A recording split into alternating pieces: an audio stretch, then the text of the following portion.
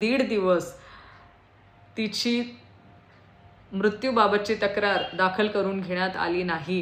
तक्रार दाखल करून घेतल्यानंतर देखील जे कलम लावण्यात आले ते कलम सौम्य प्रकारचे होते। जर तिच्या शरीरावरती 29 ठिकाणी जखमा असताना त्या FIR मध्ये आत्महत्येस प्रवृत्त करणे किंवा जीव जाईल तोपर्यंत मारहाण करणे किंवा अशा अनेक कठोर कलमांचा त्यामध्ये समावेश का करण्यात आला नाही। जे आरोपी आहेत ते राजकीय पक्षाशी निगडित आहेत, त्यामुळे कुठलाही दबाव पोलिसांवरती असू नये।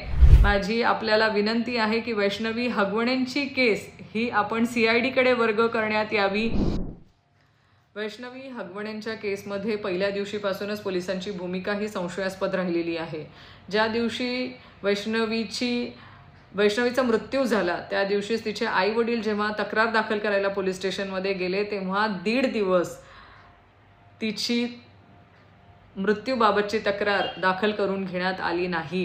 तक्रार दाखल करून घेतल्यानंतर देखील जे कलम लावण्यात आले ते कलम सौम्य प्रकारचे होते।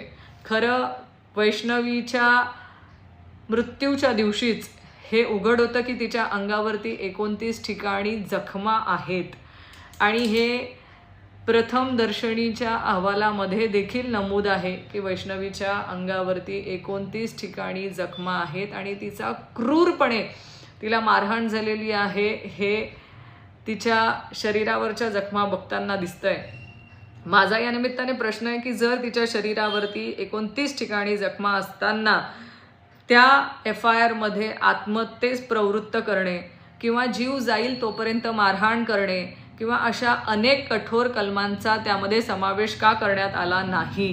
कुठेतरी आरोपींना मदत होईल अशा रीतीने ती FIR नोंदवल्या गेली होती का, की ज्या FIRचा आज आरोपी असलेल्या लोकांना मदत होते आहे आणि त्याच FIRच्या आधारावरती आज आरोपींचे वकील हे वैष्णवीच्या चारित्र्य हननापर्यंत पोहोचलेली त्यांची मजल गेलेली आहे, कारण FIR नोंदवताना राहिलेल्या त्रुटी हे त्याचं कारण आहे।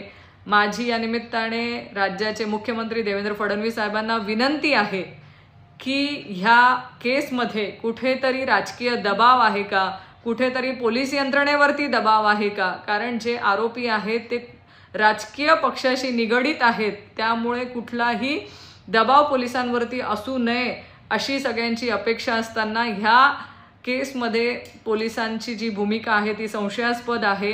माझी आपल्याला विनंती आहे की वैष्णवी हगवणेंची केस ही आपण CID कडे वर्ग करण्यात यावी।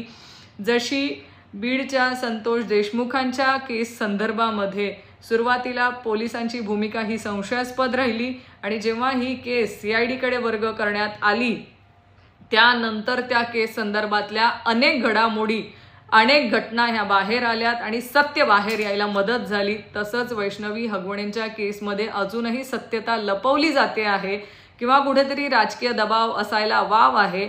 माझी विनंती आहे ही केस लवकरात लवकर CID कडे वर्ग करण्यात यावी, जेणेकरून वैष्णवीला न्याय मिळेल आणि या केसच्या संदर्भातले आजूबाजूचे जे सगळे पैलू आहेत ते निपक्षपाती बघितल्या जातील आणि त्याची चौकशी होईल आणि ह्या घटनेच्या मागचं सत्य हे लवकर बाहेर येईल। ही केस लवकरात लवकर CID कडे वर्ग करण्यात यावी अशी माझी विनंती आहे। धन्यवाद।